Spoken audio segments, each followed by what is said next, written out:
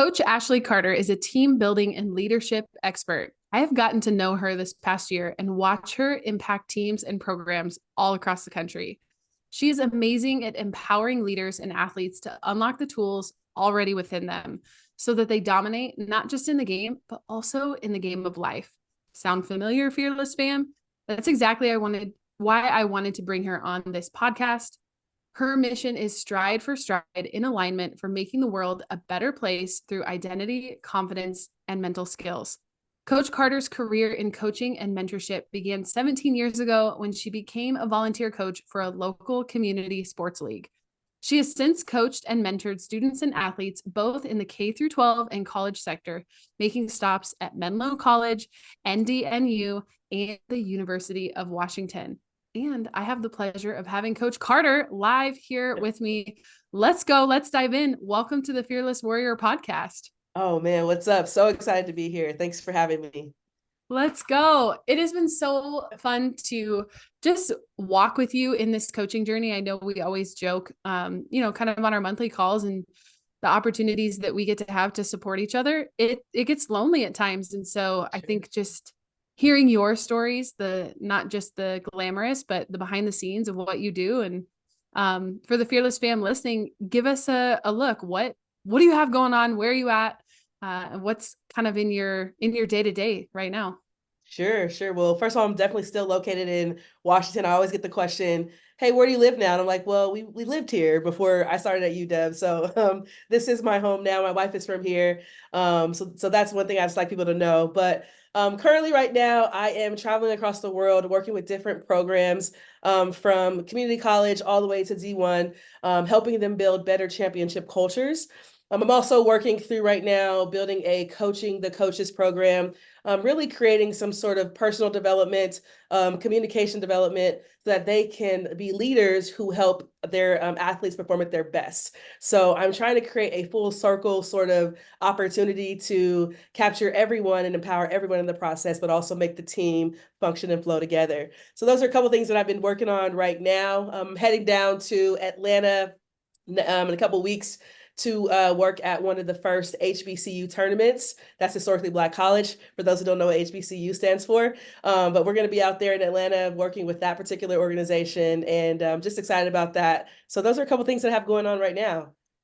Oh, I'm going to live vicariously through you. I want to hop on a plane and be able to travel. You do quite a bit of travel. Tell I us do. some of the teams, if you can, what are some of the teams that you're working with all across the country? Yeah, so most recently I've worked with Sacramento State. I've worked with Fullerton Community College. I've worked with Viterbo University. I've worked with North Carolina Central, who in fact last year won their conference tournament. Also went to the regionals for the first time in school history. And I got to work with them last year in order to help them get there. So I worked with them. I worked with a school called Lafayette College, a Division I school down in Pennsylvania. So those are a few of the schools that I've worked with. But again, NAIA, D2. Oh, also Grace College is another one that I'm currently working with right now as well. So really the range is big. San Jose State last year. So that's a few a few of the schools. So fun. And did you get to travel for the postseason? You got to go support your team. Yeah, that was I so fun did. to watch. Yeah, I went down there for their conference tournament, which was down in Virginia. And then I flew back. And then a week later, I flew back with them to Atlanta where they had the regionals at Georgia. So awesome. Yeah. Like I said, living vicariously through you. So what does that feel like knowing that you've worked with this team, you've really been intentional about building their culture, building their mental skills, having those really cool conversations you're essentially an extension of the coaching staff, and now you get to support them on their biggest stages, making Yeah. history for their school. What was that like? Oh, it was amazing. I think it was even more amazing because it was close to me. I went to a HBCU myself, and the resources that we had weren't as great as some of maybe the Washingtons that I got to experience. But I think specifically for that school, they technically don't even have a field. So there are a lot of barriers within that particular school that would give them any reason to say they were unable to be successful, and have good reason. Like, they don't have a space that they can call their own to actually go whenever they want to do work. They have to actually like schedule it out and things like that. And so I think like working with the sort of not underdogs, but those who are not supposed to be successful. I've really, truly enjoyed that process of life. And honestly, I think a lot of us, whether we think we're supposed to be successful or not, a lot of our mentality puts us in a situation of imposter syndrome where we automatically tell ourselves, or self-doubt, where we automatically tell ourselves that we are not supposed to be successful. So I think whether it's true or not, I think a lot of us put ourselves in that mentality. So it's my job to help get you out of that mentality and find the ways why you should be successful. So I think that's what I really love about working with just different aspects of teams. I love that you mentioned that of, the stigma of underdog or imposter syndrome, or however you want to address that, is they're investing in a mental performance coach. They're investing in their culture and their leadership. And Yeah. that is just so exciting, because I think, and this is not to knock if you're one of those coaches that hasn't quite figured out how to work mental performance into the budget, or you are a program, whether you're a travel team or a college. I think you're absolutely right. Is it starts with that mindset of, well, we've never done it that way. Or, if we flip the coin, we've always done it this way. And what a beautiful insight to why not get scrappy? Why not find advantages? Why not invest in culture? And it paid off, especially for the teams that you're working with. I mean, it's going to keep turning over more and more of your teams that you work with. I think the proof is in the pudding. They're going to start reaching higher and higher stages. For I sure. agree. I agree. Yeah, it's a cool thing, and I think you're right. Like, I really hope that coaches sort of get on the idea of a lot of the barriers or the things that can get in the way. Usually when I work with teams, we kind of go through this concept of, what does it take to be a championship program? And then what are the things that can get in the way? And more times than not, the things that can get in the way are nothing to do with the physical aspects of the game, but more so to do with the people aspects of the game, or the mentality aspects of the game. And so when I say people, I'm talking about some of our mindsets or our conditioned beliefs that we've grown up with, our PTSDs and our, as Colin Henderson says, trauma, drama, daddies and mamas.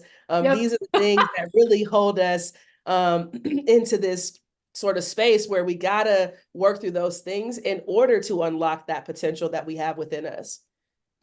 So I'll challenge you on that. Can you go a little bit deeper? Do you feel like this comes at the coaching level? Do you feel like this comes at the parent level? I mean, I guess in college, parents should be a little more removed, but we're finding they're more and more involved with each generation. I think about, where's the most impact? I guess players would be that third one. Is it coaches? Is it parents? Is it players? Where do you find yourself really finding Yeah. those barriers?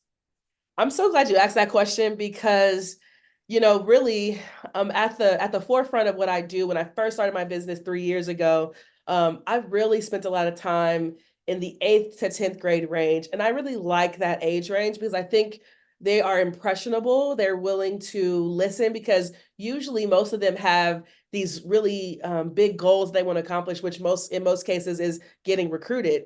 And so they're going to try to do any and everything they can to make sure that they have the leg up to stand out to college coaches so that they can get recruited. So I think that is a great age, because not only that, it's also impressionable in a way where they'll take what people say, and if it doesn't fit them, most times they'll still take it on, which starts to alter their authenticity, which really then puts them in situations where really they're not comfortable with or succeed at. For instance, maybe they go after certain schools because of a name, or because someone says this makes you an elite player if you play for this level of a college. And if that's not their fit, what happens is they get there and they are unsuccessful, but they're also trying to be something that maybe necessarily they're not necessarily on a skill level, but on a commitment level, on a buy-in level, on a drive level, on a motivation level, they're not there. And so I think with this age group, what my job is, and what I really like to do with that age group, is really help them to understand more about what are their strengths and their uniquenesses, what things really make them stand out and succeed, but also like help build their communication skills. Like, how do I actually know what type of coaching style I like to play under. How do I kind of spend more time? If I need to go talk to a coach, how do I get comfortable with talking to them about, like, I need this in order for me to be successful here? So I think that age group is a really good age group, and I really like working with that group.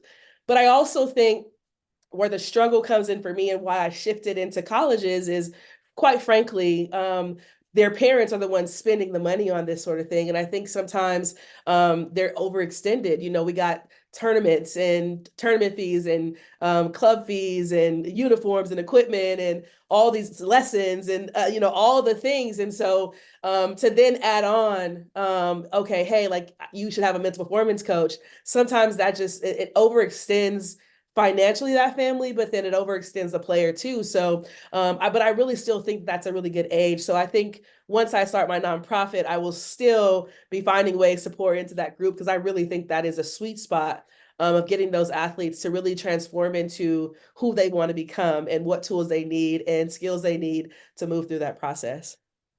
Even before they step foot on a college campus, because they've Exactly. made the right decision.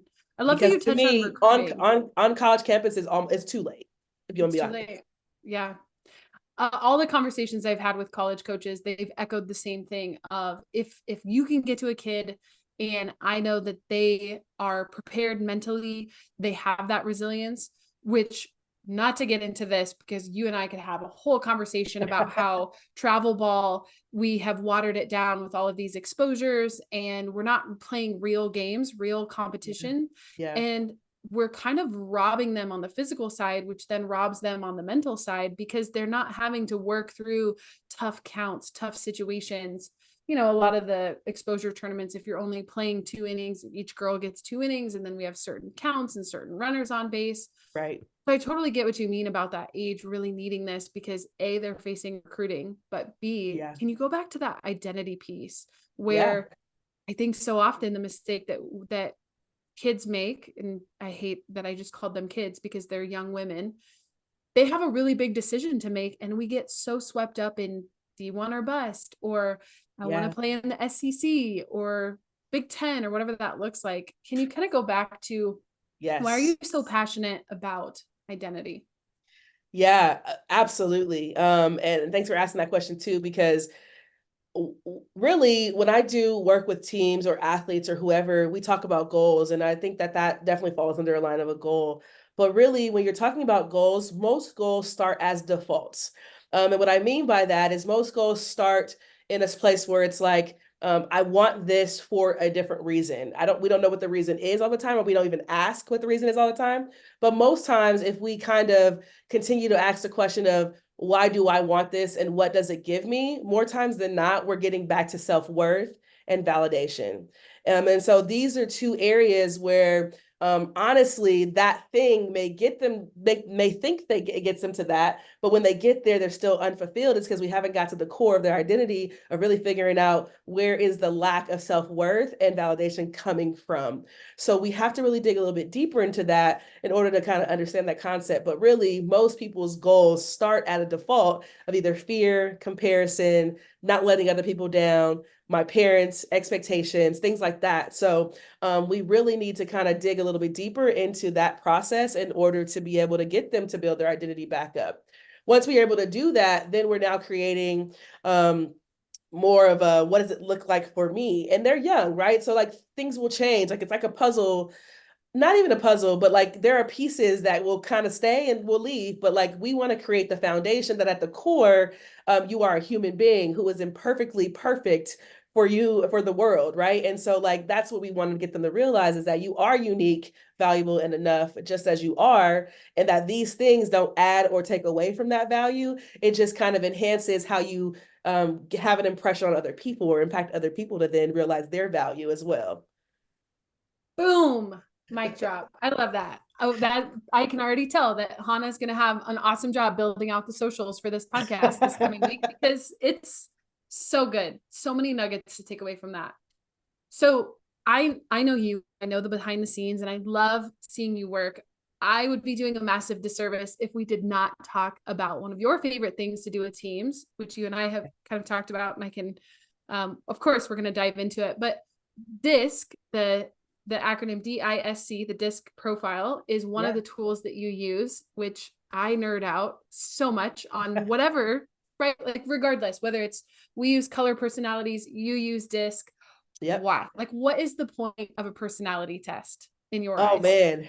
Well, the personality test helps us understand that people have three things: strengths, blind spots, and primary emotions. And so if we are either entering an environment, we want to understand how other people will affect those things, but then also how our things, strengths, blind spots, primary emotions, how those will affect the environment. And so I think it's an empowering piece.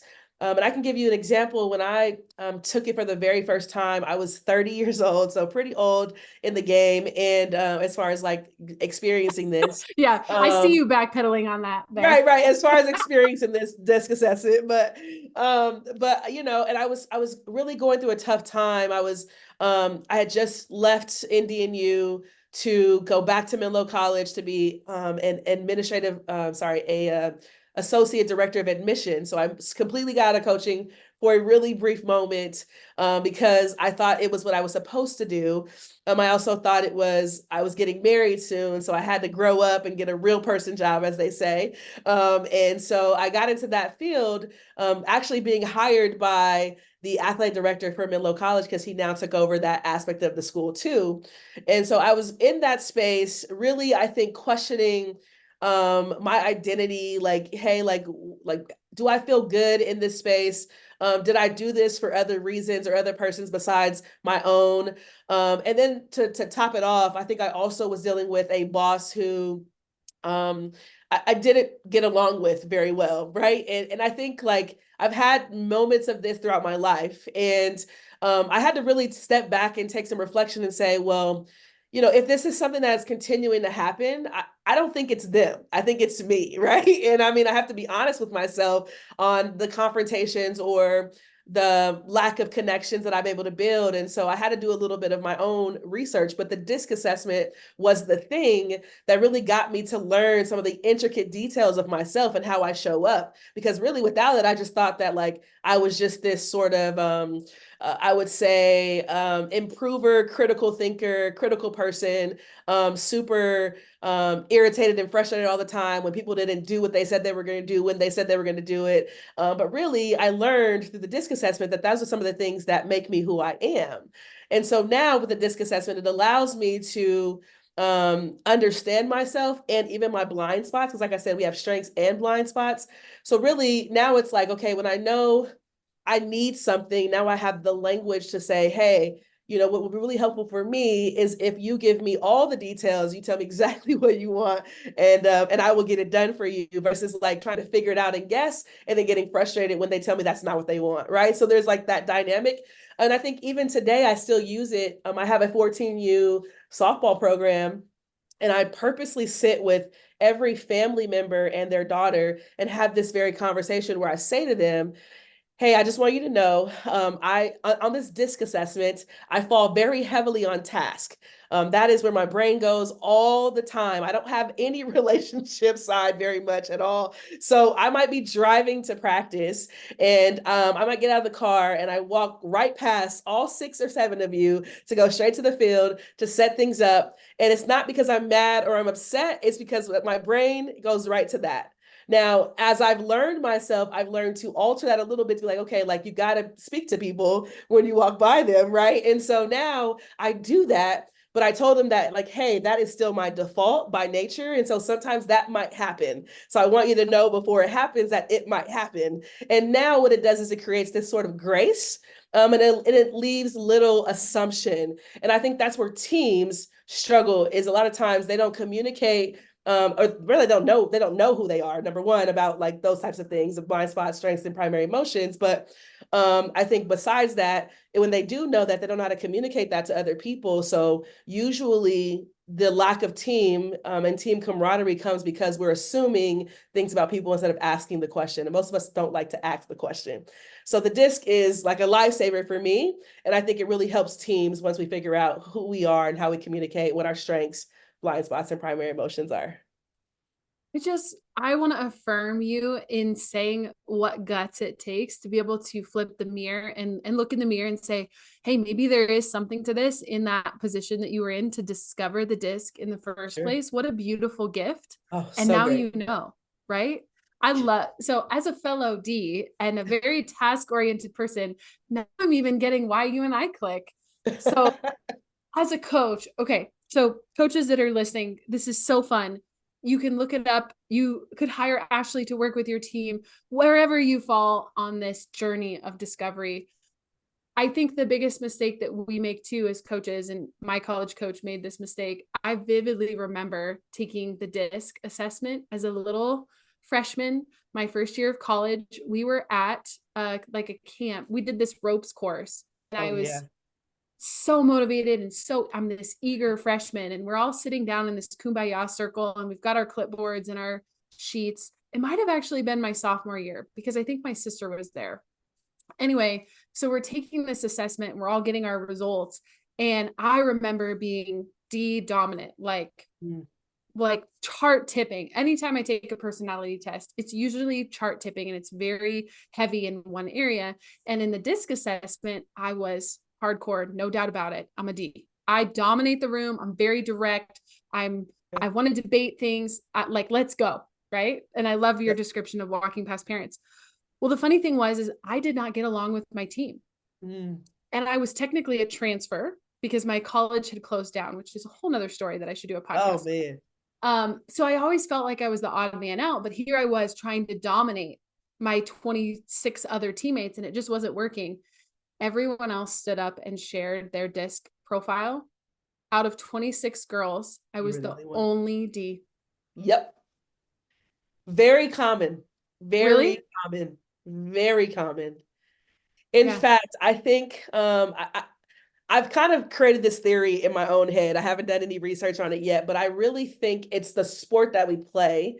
That I think when I work with basketball teams, there's a few more or a lot more D dominant athletes. And I think it's because I think they have to make decisions a lot faster and it's kind of quick. Like you don't have time to like think, oh, am I going to hurt someone's feelings? Am I going to do this? Or am I going to get on somebody's nerves? Are they going to be mad at me? It's like, no, like I got to make a decision. And I think with softball, sometimes we have the opportunity to analysis paralysis things and like, well, what about this scenario in that case, in this case? Well, what happens if we have that? And that's why coaches get questions when they're like, hey, first and thirds, we're doing this. And then all your hands go up. They're like, well, coach, what if this happens? And it's like there's a lot of gray area in softball where girls or athletes automatically start to second guess themselves. And so it's Right. a horrible thing, but I think there is something there about the sport that we play too, that doesn't create the same opportunities to practice that decision making skills at a faster pace. I mean, this may not be a very good control group, but you're connected to a lot of teams. I'm Yeah, connected to a lot of teams. We have a lot of mental performance coaches. I think we could get this research study put together. That we would have be to do fascinating. I know this is a side tangent, but I just recently started working with a basketball team. I started with the program. This high school hired me for all of their athletic department. And I was a little bit nervous about working with basketball, but the thing I want to key in on is that decision making. And that makes sense because I have been appalled sitting in the stands watching a basketball game that I don't know a whole lot about and I'm learning a lot, right? Yeah. And I think when it comes back to how do you get your athletes to play at an elite level, if all we're focused on is the X's and O's, sure, they know how to shoot a free throw. Sure, they know how to do a layup. They know when to foul, when not to foul, how Right. many, plays we have, where you need to be, why you need to be there. But if that athlete doesn't have that foundation of who she is, Mm-hmm. how do you know? Yeah, I think it goes back to what are her strengths and Yep. what are her blind spots? And how does that relate to her sport? Coach, Yeah. this is like, we could, oh my gosh, we need to like end this podcast and we need to put together a workshop because now I'm like, okay, how do we get this out into more hands? So Exactly. tell me, what does this look like for the teams that you've worked with? Okay, great. Sounds awesome. You have me convinced. More teams need to be doing the disc. More teams need to be doing personality tests. How Yeah. do we carry that through our culture? How do we carry that through a season? Yeah, I mean, it's the self-awareness is key. I think that's the first part. And then when I work with teams, I have the ability to actually um collaborate like are all the team collaborate all the team people players together in their tests, and what is the dominance of that particular team, and then what are some things that are areas where they will really struggle with throughout the season as far as like when it comes to personality. And most of them, again, because a lot of them have lesser D dominant athletes, the biggest thing is usually avoidance of conflict, or usually the inability to have a direct conversation when necessary out of fear of what people might think or feel. And so when I tell them this information, now I got to give them tools to help them work through that, right? So we do a couple different exercises to kind of help them work through that process that they can do throughout the year. But I think also it's like if a team hires me, it's not a one-time thing for me. Like I'm not a I started off, I would say I started off as a motivational speaker, but I would say like when I started this process, I went down the path of motivational speaking. But really, like Coach Amanda, when we first got on this call, asked me, "Hey, like you got to pump me up. I'm a little bit, fatigued and tired from her lunch." And I'm like, "Well, Coach, I'm not that person. Like, I'm not a motivational person like that. Like, I don't have the rawness in me. So for me, like to work with the team once, it's cool, but like I'm about changing behaviors and attitudes, which takes time, takes The long 8 game. to build a muscle. And so I have to be able to work with you over time. So coaches, I can give you the tools you need, but most of you don't want to do it. And most of you don't make the time for it. So it's an opportunity to say, hey, like jump on a call with Coach Carter for 45 minutes, an hour, whatever, and she'll take you through it. And I will make sure that your athletes learn how to communicate and lead together until you're ready to take on that responsibility or put somebody in your coaching staff that is, right? But don't not do it because you don't feel like you want to or don't have the time. Just let me come in and do it for you. Yeah. Well, and we value you, what you make time for, you value. And so, Sure. yeah, going back to the X's and O's, we Yeah. agonize over our practice plans. Well, Yeah. let's carve out some time for this. I can't believe I haven't asked this. I don't know, what is your disc profile? I am a C and a D, really Okay. heavy, high C, and then pretty high D as well. Yeah. Yeah, that makes And sense. sometimes, what's really interesting, there was a time in my period where it fluctuated to a C and a S, so very passive. And I think like I'm definitely a big introvert. Like I said, I don't have the rawness, but my purpose, I feel like, has required me to step into a sort of spotlight or limelight or whatever. And so sometimes like I have to put on something in order to like let my purpose show, right? Sure. And so that's where I think I fluctuate between those three areas for the most part. I have no No, influential, engaging connector. That part right there is like very low. So yeah, I feel like I would score high on that. I'm very curious to retake it because I don't remember what my secondaries were, but yeah, I think it's so empowering because when you know, and the thing I wanted to add previously when we were talking about it was, okay, great. So now we've got this. We know our current players. You could even use this as a competitive advantage when you're yes. recruiting.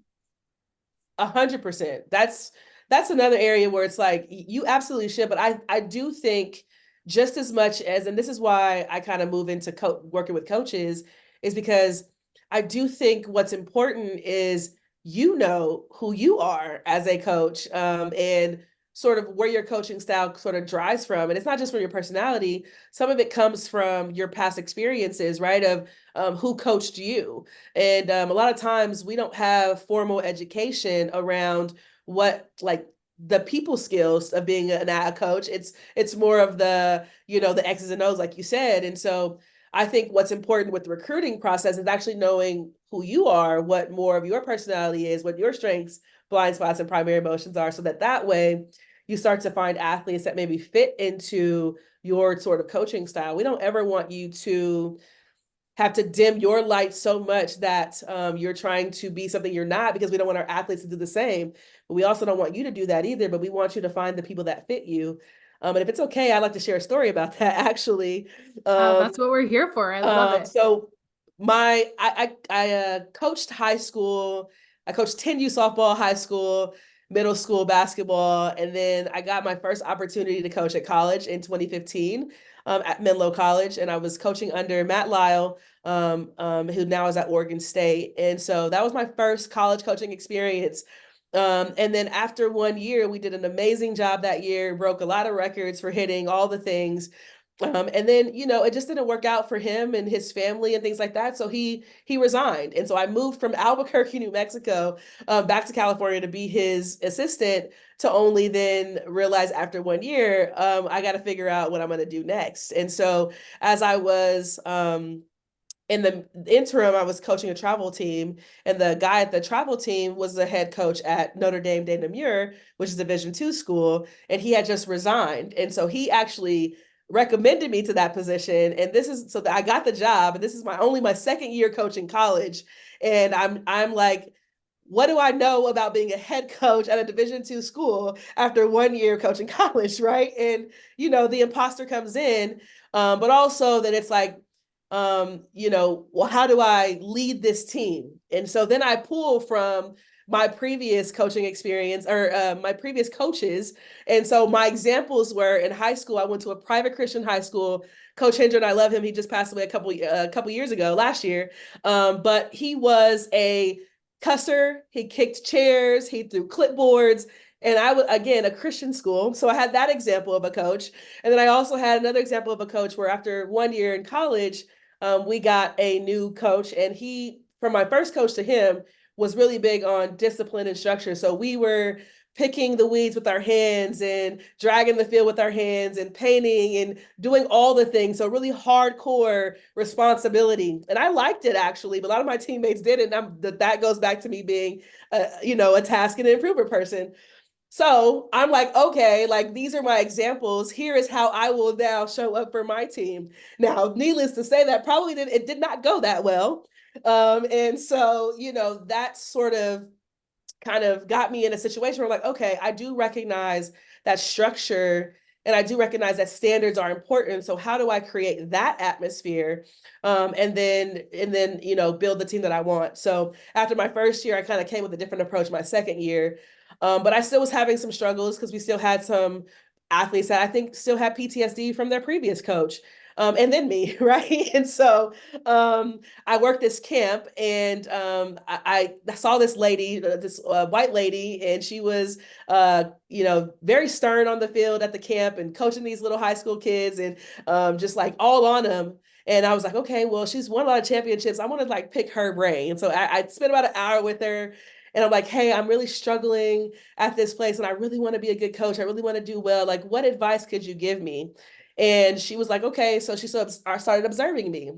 And as she observed me, she goes, Ashley, as I watch you, I actually think you're a really good coach. I like how you demand presence, but like in a positive way. A lot of the kids really relate to you. In fact, at the end of the camp, I noticed that your line is bigger than most lines there, which means that they respond to you very well, and they like what you do and how you bring it to the table. So I think that it's just right now, the athletes that are in your program don't actually fit who you are. And so I would recommend to you to start to recruit the athletes that fit who you are. Right now, if had I not gone through all of that, I would never have known that. And that's why it's so important for these coaches to get some sort of, I think, personal development as well, because it does translate into your professional and your personal life.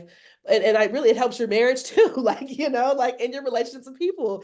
But really, that's why I think it can be really great for recruiting, but only if you do your part as a coach to make sure that you know who you are and what type of coaching style you bring to the table, as well. And also, like, when your athletes leave your program, what do you want them to leave feeling or having experience under your leadership? Oh, fire me up. So good. Can we go back and redo some of our coaching experiences? Because we're living parallel lives. I mean, I feel that deeply in my soul. Yeah. Can we please go back? But had you Yes. not, you would have never have understood that. And I think that's Exactly. the beauty of, thank you for being authentic and vulnerable and sharing that, because I think, yeah. again, we kind of forecasted that at the beginning of this episode of, we're going to peel back the curtain and we're going to show our, Sure. times that led us to where we are, which includes the highs and the lows. So Exactly. okay. I want to be mindful of your time, but I have to ask you the question that we ask all of our podcast guests. You are a time traveler. It's our time traveler question. You can go back in time and give yourself, your past self, one message. What are you telling yourself? Ooh. I think the biggest thing I would tell myself is you are one out of 8 billion people in the world. Get to know exactly who you are, how you tick, what your strengths are, what your blind spots are, what your primary emotions are, so that that way you can show up to the world in your completeness, being open, honest, and authentic, so that they also feel comfortable doing the same thing. I love that. Quote it. Put a bow on it. Thank you so much for your expertise and your time. Tell us, for the Fearless fam listening and anyone that wants to follow you, where are you most active on socials? And give us those deets. Yeah. Whew. Business is hard. I would say Instagram, you can find me. I'm on TikTok sometimes. I'm on, all the things, Twitter, but I I would gotta say find my Instagram. TikTok login. I I know still it's need a to find mess. that. I'm like, well, this week I'm on, but anyway, I would say you can find me Instagram, Coach Ashley Carter. Also, my website, www.coachashleycarter.com. Those are two areas where I'm pretty active. And honestly, all my handles are Coach Ashley Carter. So you'll find me on any of the ones that you're on, hopefully. So, Yep. Except for the TikToks. Gotta not, I'm I not don't doing know any what happened there, dances. but I'm not doing any dances. not doing any dances. Hey, back in the day when I was doing pitching lessons during the pandemic, there's a video out there of Flip the Switch. I did do Let's that go. one. Let's go. Oh, flip. So good. Thank you for your time today. I'll see you on our next call, hanging out. Awesome. Um, so good. In the meantime, keep crushing it, coach. Thank you. That was awesome. That was Nice. freaking awesome.